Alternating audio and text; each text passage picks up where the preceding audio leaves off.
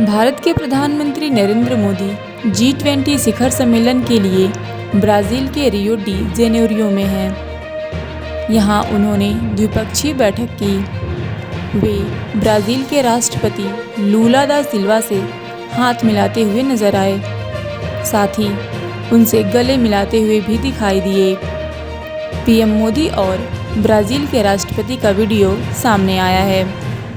बता दें कि प्रधानमंत्री नरेंद्र मोदी 3 देशों के दौरे के पहले चरण को नाइजीरिया में पूरा करने के बाद ब्राज़ील पहुंचे हैं। यहां प्रधानमंत्री मोदी ने G20 शिखर सम्मेलन में भारत का प्रतिनिधित्व ट्रोइका सदस्य के रूप में किया।